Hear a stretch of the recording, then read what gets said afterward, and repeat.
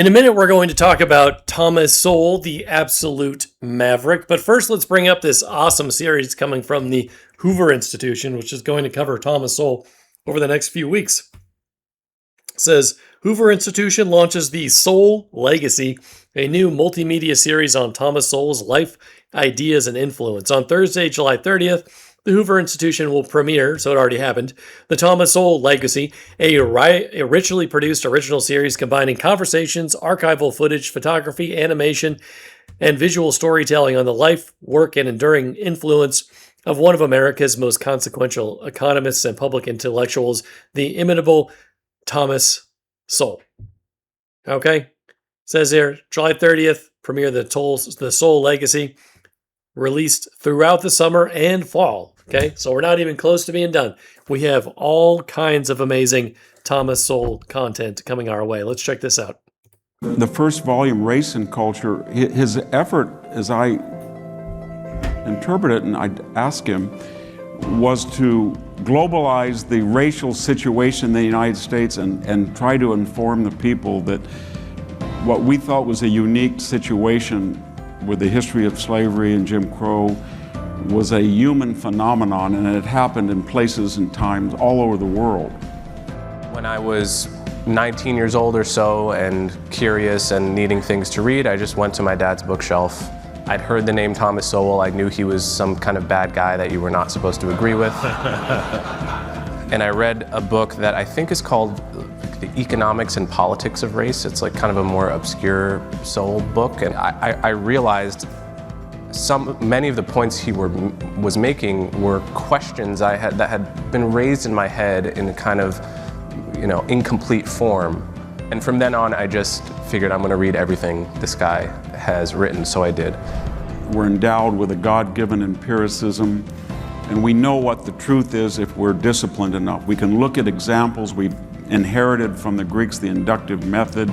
We can look at examples, we can come logically to a common understanding of how the world works, but we don't get there because people are ideological, but more importantly, human nature being what it is, people gravitate to the common opinion, or what they think is orthodoxy.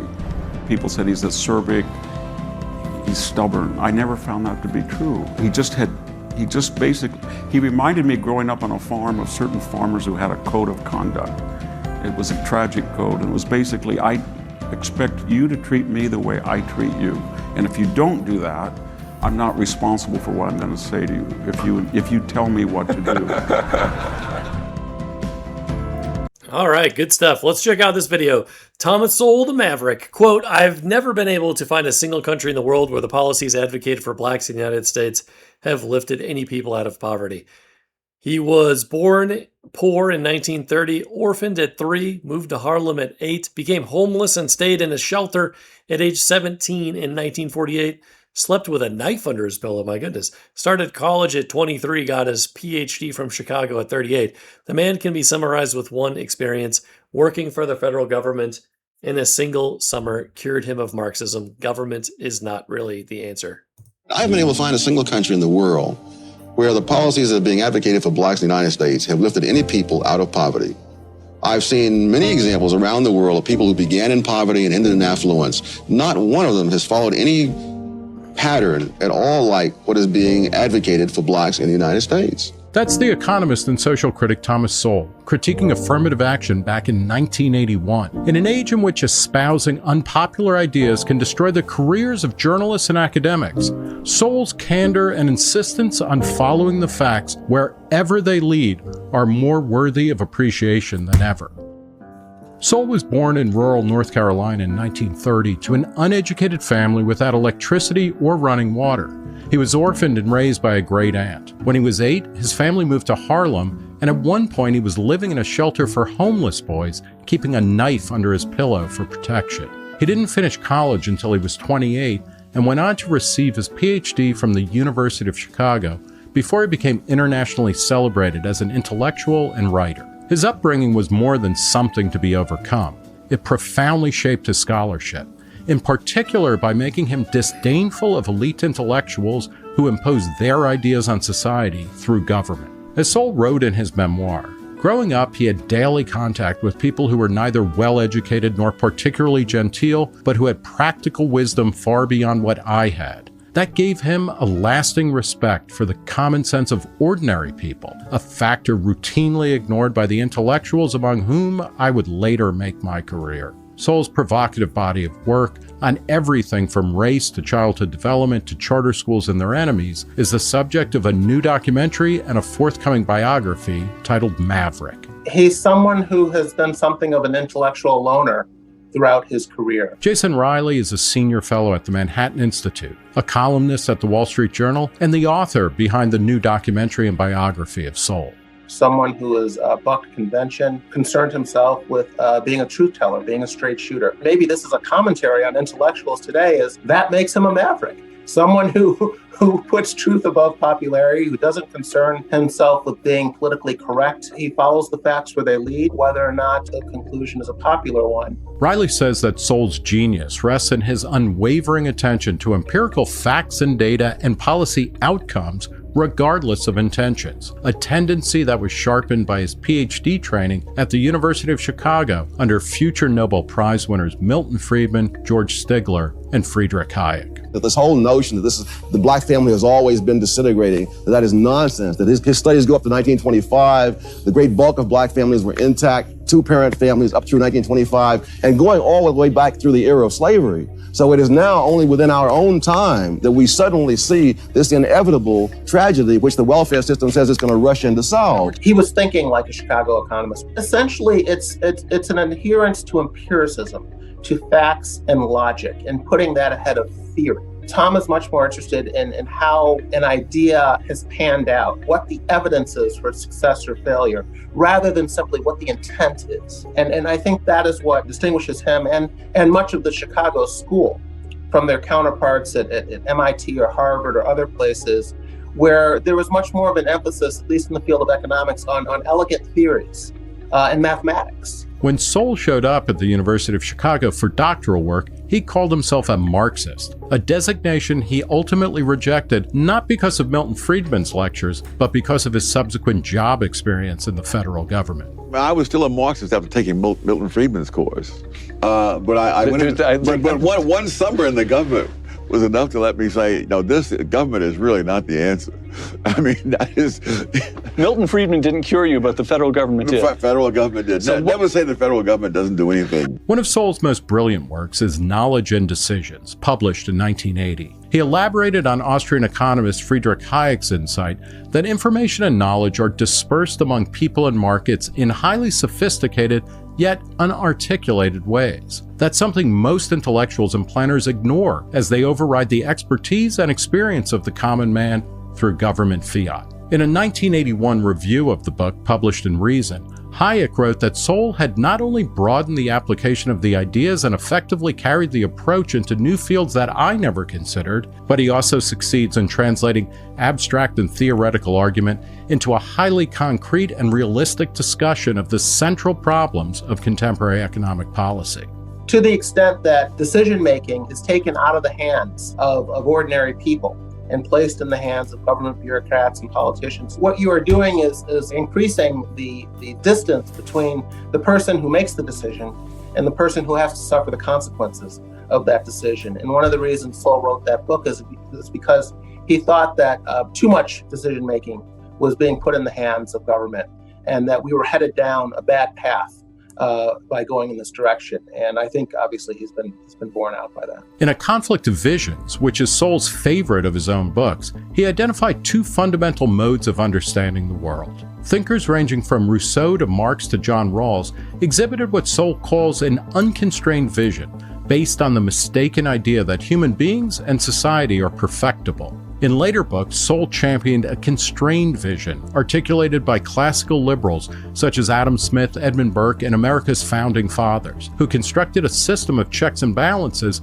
to protect man from his worst tendencies. The constrained vision rejects utopianism and instead holds that social progress comes from acknowledging that there are no perfect solutions, only trade-offs. As Burke wrote, "We cannot change the nature of things and of men, but must act upon them the best we can." Sowell's good friend and fellow amateur photographer, Harvard linguist Steven Pinker, draws a parallel between how cameras work and societies work. Tom once commented to me that to be a photographer, you have to master trade-offs. All of the little adjustments that you fiddle with in the camera never involve making everything better or everything worse. It's a matter of trading one thing off to another. If you close down the diaphragm, then you get lots and lots of stuff in focus near to far. On the other hand, you're cutting down the amount of light. And a theme in Tom's work on society is that all policies involve trade-offs, and Tom often loses patience at people with sweeping visions. Here's how we can improve society. Here's a solution to a problem. And Tom points out in his political writings, there are no solutions, there are only trade-offs. Sowell's life experience and ideological commitments are perhaps most clear in his long-held positions on the centrality of school choice to improving the life prospects for low-income blacks and other minorities. One of his first major works was 1972's Black Education, Myths and Tragedies, and his latest book was 2020's Charter Schools and Their Enemies. I would allow their parents to have a choice of where to send them to school, whether that choice is called a voucher scheme, open enrollment, tuition tax credit, any kind of scheme of that sort. That would put that power in the hands of their parents. Mainly because that would mean that the schools would have to be responsive to them. As it is now, the school is a monopoly. They need not be responsive. It is hard for me to understand what harm is going to be done by allowing parents to have a choice as compared to having self-interested bureaucrats have a monopoly. Tom brings this economic empiricism to anything he's writing about. That's something that I've greatly appreciated, and then the need to be a critical thinker. In the way that he has. He wrote about these racial topics almost out of a sense of duty, because there were things that needed to be said that too few others were willing to say. And I'm so glad he did his duty. I think we are so much better off for having this body of work out there to draw on that is still so relevant today. If he had spent his entire career writing about intellectual history, Jean-Baptiste Say, and the classical liberals, I'm sure he'd still be remembered as a great scholar. But I am so glad he decided to take the punches he's taken over this other stuff on race and ethnicity and culture, because I think for some of us, that's equally important. Despite disavowing. All right, that's a great video from Reason. That's Nick right there. He has hosted a lot of debates on the Reason YouTube channel as well. I've used some of them in my classes, like the capitalism versus socialism debates, which are great, between Epstein and Wolf. Really interesting stuff. Highly recommended checking out Reason. And we obviously heard from Thomas Sowell. We heard from Steven Pinker, who wrote Enlightenment Now and Better Angels of Our Nature. Those are two great books that everyone should read as well. Conflict of Visions is a fantastic book. That's definitely up there for me. For me as a teacher in the modern era, Cosmic Quest for Justice might be my current favorite book. But that's all right. There's a lot of different options. We're not going to watch this entire thing because it's an hour long, but you could definitely check it out on the Hoover Institution YouTube channel. But here's a bit more. We already watched this first part here, but there's a lot of interesting stuff. Just watch the first 2 minutes. I guess we passed that already. But Victor David Hanson also wrote a lot of great books. Talks about culture all the time. Within this population, and it really is kind of a window on the United States, why certain groups are disliked or stereotyped. Jews, for example, or Indian Americans. The final one, conquest, race and conquest. Race and culture. Yeah. Conquest and culture. And he points out that it's very funny that cultural transformation makes a big difference whether the conqueror is sophisticated and civilized or backward. So the British, who in the hierarchy of the Greek and Roman value of civilization are way down there when the Romans encounter them, they are conquered by the Romans, and yet they absorb this Roman culture and they're better off for it. And he gives a number of examples. And sometimes it's quite controversial about indigenous people are conquered by European settlers, and this is tragic, it can be genocidal, but they absorb this culture.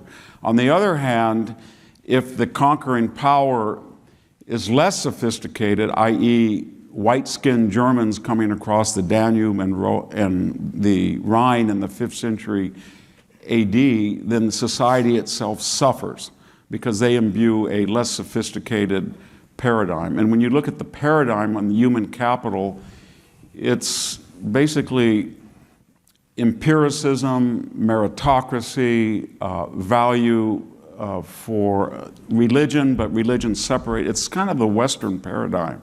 To the degree that a society has that and conquers another one, the conquered, while it's being deprived of liberty, slowly evolves and absorbs that. But if it's the other direction from a non-Western or less sophisticated society, the results, as you see, whether it's Byzantium in 1453 or the Romans in the 5th century AD, it can be catastrophic. That was very controversial. Coleman, can I bring you in here? Because you wrote an extremely good article about Thomas Sowell, the nonconformist. And in that article, you have something that Thomas Sowell said on Bill Buckley's firing line, and I'm just going to quote it. And this is really a conversation they're having about this trilogy of books that Victor was talking about. Quote, "I haven't been able to find a single country in the world where the policies that are being advocated for blacks in the United States have lifted any people out of poverty." This stuck with me because it's sort of the underlying point of the three books, that they are an attempt to set the problem of race and inequality in a global perspective over not just centuries but millennia. And it's an astonishing achievement. Where did you encounter those books first? Because it's not like they're assigned in many undergraduate courses. They certainly were not assigned at Harvard when I was teaching there. My father went to Howard University and was in the economics club with none other than Kamala Harris. And in their yearbook photo, you can see a picture of my father, Dwayne Hughes, next to Kamala Harris as, 22-year-olds in the Howard Economics Club that had like 8 members total. My father did his undergrad economics thesis on Thomas Sowell's work. So, when I was 19 years old or so and curious and needing things to read, I just went to my dad's bookshelf.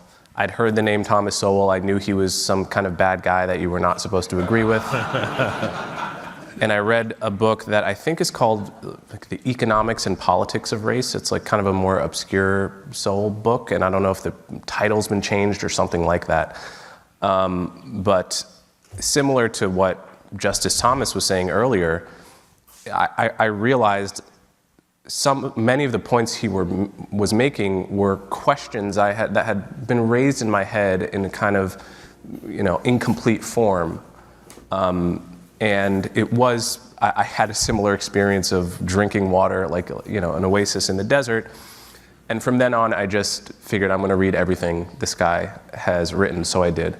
And so I bought the Culture Trilogy on Amazon.